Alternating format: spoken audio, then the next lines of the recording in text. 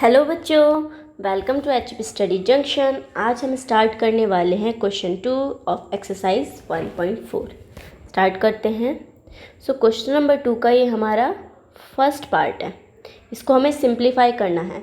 3 + √3 multiplied by 2 + √2। Okay, तो बच्चों देखो यहाँ पर 3 है, यहाँ √3 है, 2 है प्लस √2 है। हमें यहाँ पे दोनों ही ब्रैकेट में कुछ भी सेम हमें नहीं दिख रहा है, तो कोई हमारा फॉर्मूला तो यहाँ पर यूज़ नहीं हो सकता, तो हमें इसे मल्टीप्लाई ही करना होगा। तो देखिए, तो ब्रैकेट्स को कैसे मल्टीप्लाई करेंगे। अब जैसे फर्स्ट ब्रैकेट है तो इसका फर्स्ट डिजिट उठाएंगे, that is 3, and then second bracket को लिखेंगे 2 + √2।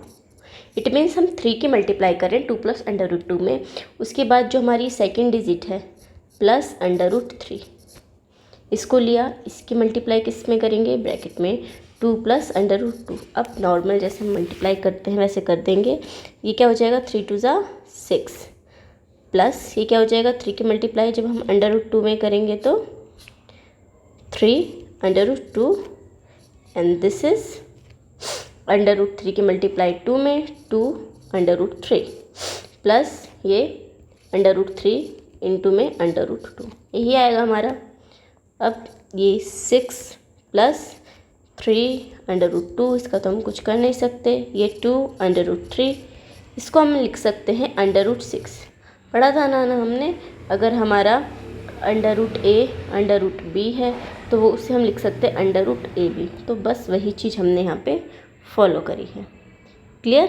तो ये हमारा इसका आंसर हो गया। स्टार्ट करते हैं हम इसका सेकंड पार्ट। 3 + √3, 3 - √3। इसे सिंप्लीफाई करना है।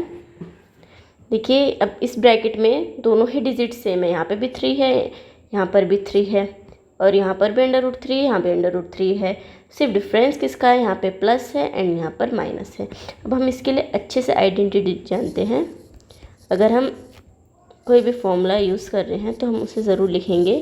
We know that a + b, a - b इसके इक्वल होता है a² - b² के। बस यही चीज़ हम यूज़ करेंगे। देयरफॉर 3 + √3, 3 - √3 ये किसके इक्वल होगा, यहाँ पे हमारा a की जगह पे क्या है, 3 है, तो 3 का स्क्वायर हो जाएगा, माइनस b की जगह पे क्या है, √3 है, तो इधर √3 का स्क्वायर हो जाएगा। तो ये कितना आ जाएगा, 3 × 3 = 9, 3 का स्क्वायर 9, माइनस √3 का स्क्वायर करेंगे। √रूट का जब भी स्क्वायर होता है जो अंदर की डिजिट होती है वही बाहर आ जाती है, तो 9 - 3, तो इसका आंसर क्या आ जाएगा, 6। क्लियर? अब करते हैं हम थर्ड पार्ट।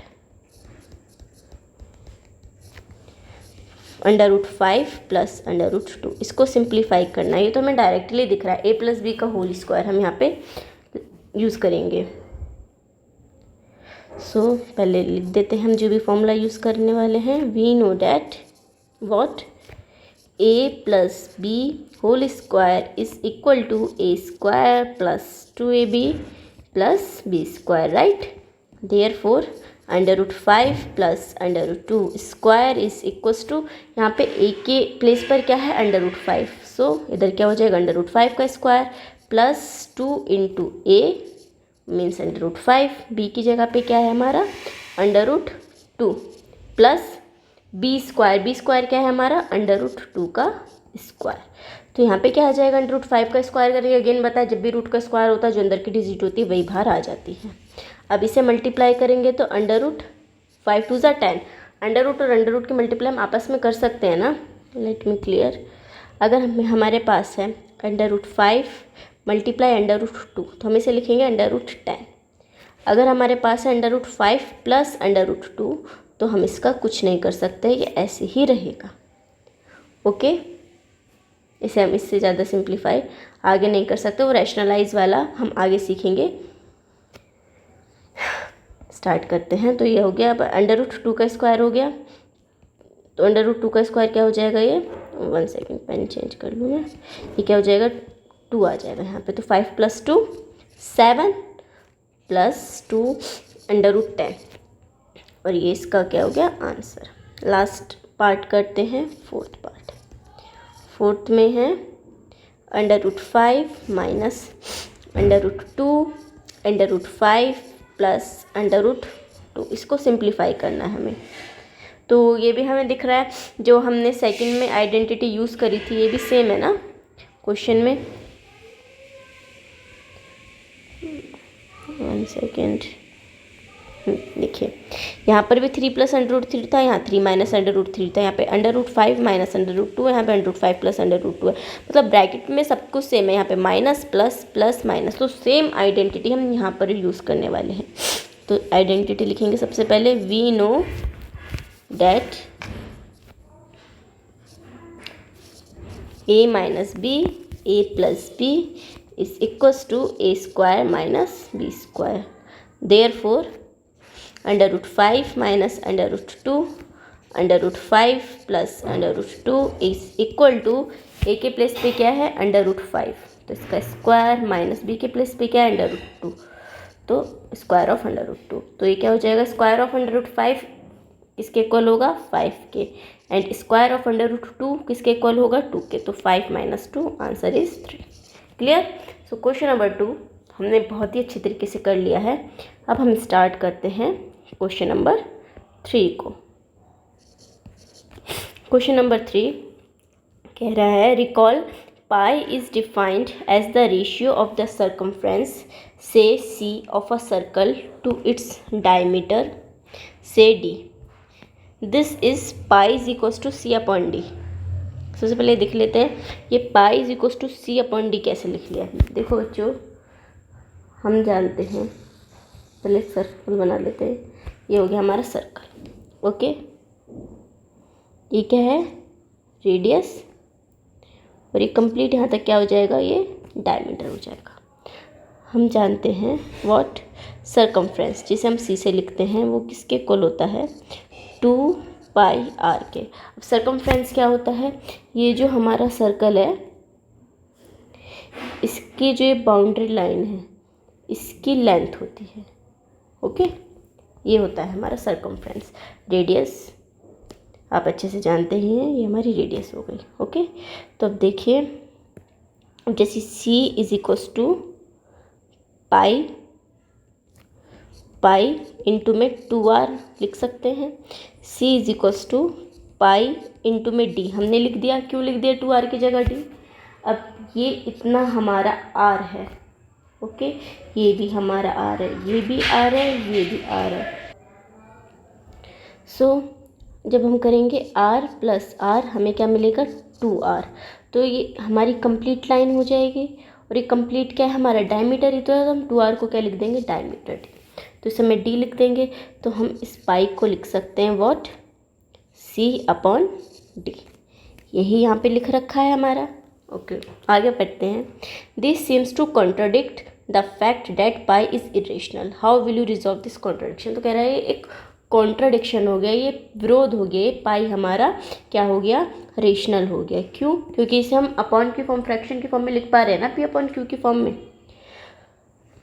और जबकि हमने एक्सरसाइज में पढ़ा था कि हमारा जो पाई होता है वो इरेशनल नंबर होता है, राइट। अभी यहाँ पे ही हमने इधर किया था, ये रहा फर्स्ट का 5th पार्ट, 2 पाई को इरेशनल लिखा था, राइट। तो ये हमारा तो इरेशनल होना चाहिए, पर इसके हिसाब से तो इरेशनल हो गया। तो हम इसे कैसे सॉल्व करेंगे, अब देखिए ध्यान से। अब ये जो हमारी सर्कमफ्रेंस है ना, ये जो हमारी सर्कमफ्रेंस है, ये हमारे पास एक्चुअल वैल्यू नहीं आती है, ये अप्रॉक्सीमेट वैल्यू है, ओके।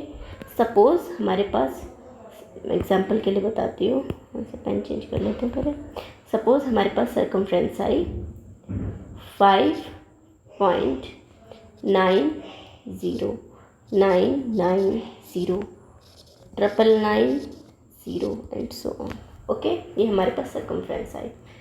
तो अगर मैं इसे अप्रॉक्सीमेट करके लिखती हूँ 5.9999 को, सपोज़ मैंने लिख दिया इसको 6, ओके, अप्रॉक्सीमेट करके, ओके। अब आप अच्छे से इधर देख सकते हैं 5.99 जो मैंने सर्कमफ्रेंस वाला ये एग्जाम्पल लिया है यहाँ पर, ये क्या है हमारा इरेशनल है, क्योंकि पहले 1 टाइम्स था, फिर 2 टाइम्स हुआ, फिर 3 टाइम्स हुआ, और हमने ऐसे इरेशनल के एग्जाम्पल लास्ट एक्सरसाइज में बहुत सारे दिए थे, अच्छे से समझाया भी था ये इरेशनल नंबर होता है। तो ये हमारा इरेशनल हुआ, इसे अप्रॉक्सीमेट करके ही तो हमने लिख दिया है यहाँ पर, है ना। तो अब देखिए, अब जैसे हमारे पास है सपोज़ केस फर्स्ट, ये अगर हमारा C/D है, अब इसमें से इरेशनल हो सकता है सरकमफ्रेंस हो सकता है डायमीटर हो। सपोज़ हम पहले लेते हैं ये हमारा इरेशनल है,